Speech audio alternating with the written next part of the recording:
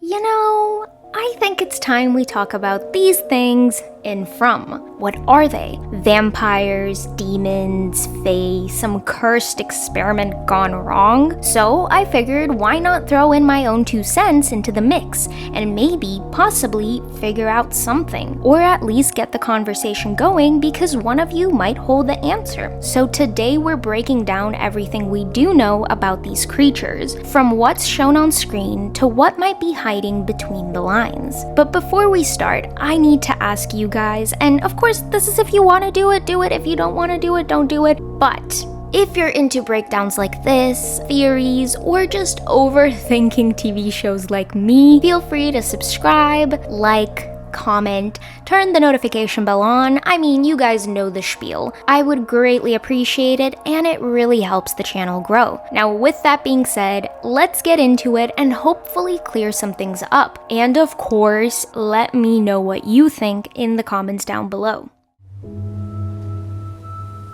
Do you believe in monsters?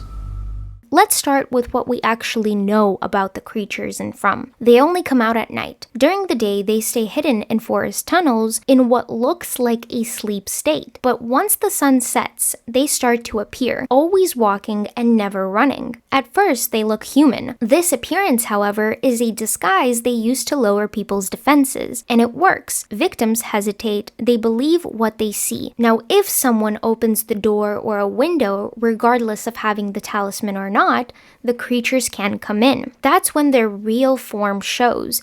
Twisted bodies, jagged teeth, long claws.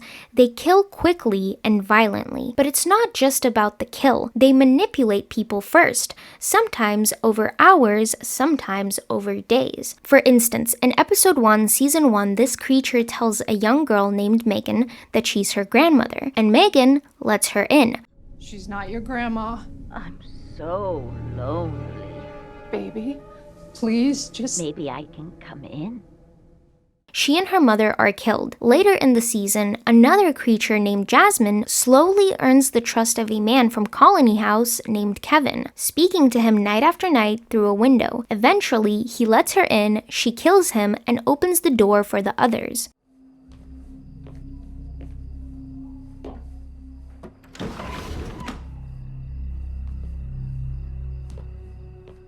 So the creatures don't break in, they wait for someone to make a mistake. What's interesting too is that they don't feed on the people. There's no evidence yet that the creatures consume human flesh or blood. Victims are mutilated, organs are sometimes removed, but it's not about eating, it's about something else. I'm not gonna kill you, boy. That would be no fun. You think this place can't break you? Let's see.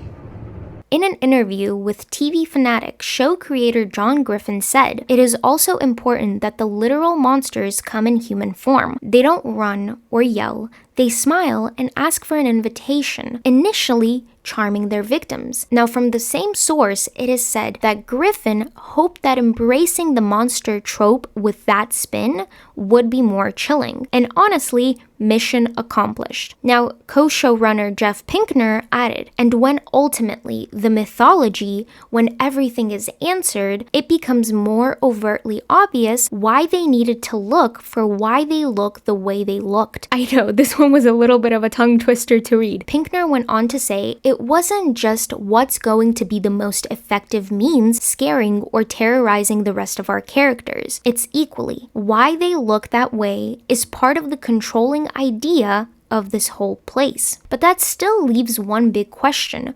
Where did these things come from? The clearest information we have so far is revealed in the season 3 finale. The monsters were once human. The adults in the original community made a deal with a force known only as It. In exchange for immortality, they sacrificed all of their children. We also learn where they go during the day. In season 2, Tabitha and Victor find a tunnel system filled with sleeping creatures. The walls are covered in symbols and cave drawings. Now, those markings may be linked to the talismans used for protection, or they could be something older, part of whatever system governs this town. Another recurring detail is that the creatures collect personal items from their victims. These items are stored in piles throughout the tunnels. Their purpose isn't explained, but the behavior suggests routine, possibly ritual. All of this points to structure. The creatures don't just follow rules, they exist within a set of conditions put in place by something else, possibly the It. So here's what's confirmed. The creatures were originally human, their transformation required the sacrifice of their children, they're connected to a force called It, they live underground surrounded by symbolic markings, and their behavior could suggest ongoing purpose,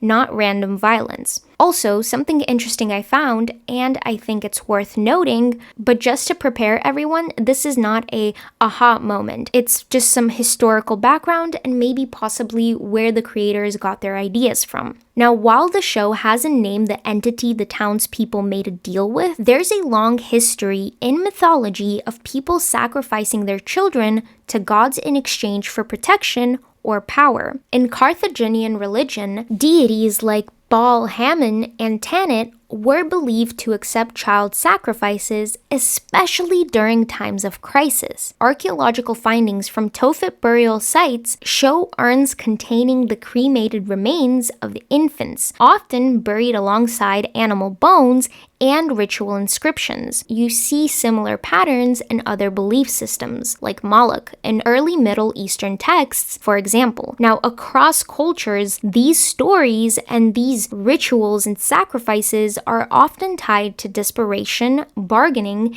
and the promise of something eternal. But even with all that context, there's still one thing the show hasn't spelled out. What are these things really? So let's look into some theories. And let's start with one of the earliest theories, the vampire comparison. The creatures are nocturnal. They can't get into a home unless someone opens a door or a window, and they show up looking human, calm, and well-dressed, just like a classic vampire in disguise. And this surface level stuff lines up, but that's pretty much where the vampire similarities stop. As we've already seen, these creatures don't feed. There's no drinking of blood, no ritual feeding scene. They kill violently, but not for survival. They're also not repelled by religious symbols. It's not crosses or holy water that keep them out, it's talismans. And there aren't even any Bibles in town. Now that's something Father Khatri notices back in season 1. Did you know there's not a single copy of the Bible in town? So whatever these things are, they don't seem to care about religion at all. So while on the surface they kind of look vampirish, the deeper traits just don't fit. Now this next theory looks at the creatures as something more like soldiers, not random monsters, but enforcers working for a higher power. Now by the end of season 3, as I previously mentioned, we know they were created after the original townspeople made a deal with a mysterious force called It. Ever since, the creatures have followed strict rules: only come out at night, never enter unless someone opens the door, and never cross a talisman barrier. Everything they do is controlled. Now CBR puts it like this: it's obvious, based on evidence provided over the first couple of seasons, that this force controls, or at least utilizes the creatures to torment the townspeople. Their lack of magical abilities proves they are more pawns than masterminds. So yeah, they're brutal, but they're not just out there doing their own thing. There's structure to it. There's a system. And the more we see them in action, the more it feels like they're carrying out orders, whether they want to or not. Now let's move on to a theory I have been seeing a lot. From the first time I watched the show to when I did my video, this theory has been everywhere. And this one comes from Reddit, from user OXSim, who makes a case that the creatures in From resemble the Fae, ancient supernatural beings from folklore, not the friendly or whimsical versions popular in modern media, but the darker, more traditional versions seen in old myths. According to the theory, Fae were often seen as spirits of nature or tricksters, beings that didn't follow human ideas of good or evil. They lived in liminal spaces, locations where one realm realm overlaps with another, like forests, which is exactly where the creatures from the show appear from. Fae are also shapeshifters who may appear as completely different creatures or as human-like forms. This fits the creature's ability to look like real people, such as family members or someone trustworthy before revealing their true form. They're also known for emotional manipulation. Fae exploit vulnerability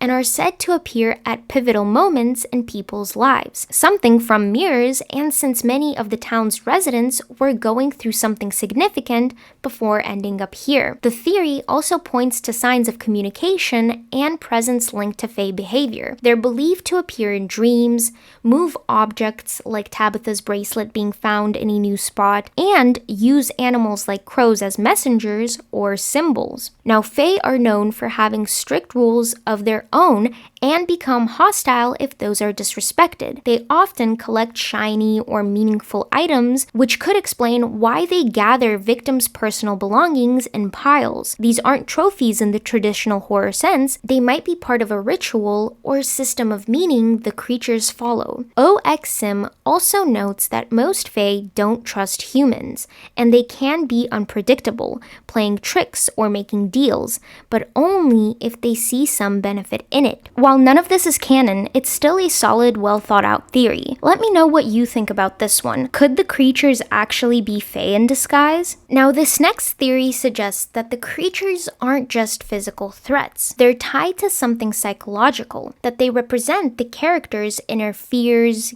guilt, or unresolved trauma. We've seen this idea in play, especially with Randall, who mocks the creatures and shows zero fear. They surround him, they knock, but they don't attack. They just leave. No, that's real fucking scary. I'm not afraid of you. See ya.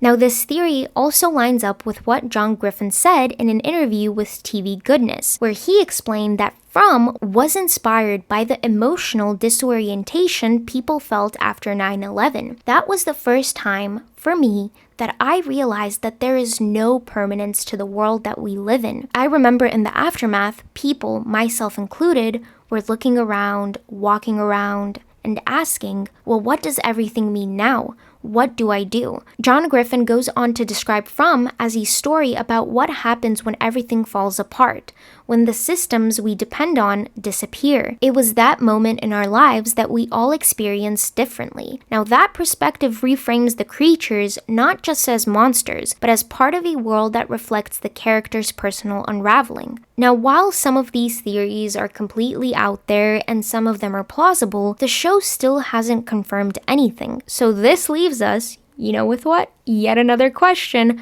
Where is this all headed? By the end of season 3, From has given us more answers than ever before, but also raised new questions that push the mystery forward. If the creatures were once human, if they were transformed by sacrificing their children, and if they're serving something larger, then what's next? Now, Screen Rant reports that season 4 is likely to dig deeper into the monsters' origins and their connection to the town's timeline. Now, another thing they note is that Julie appears to be set up for a time travel storyline that could take us back to when the creatures were still human. If that happens, we may actually see the moment the deal was made, the sacrifice, the transformation, and the beginning of this entire system. We also learn at the end of season 3 that Smiley, the creature Boyd thought he killed, is reborn, which confirms that the monsters are immortal, or at the very least capable of resurrection. It also suggests that the town itself might be breeding new monsters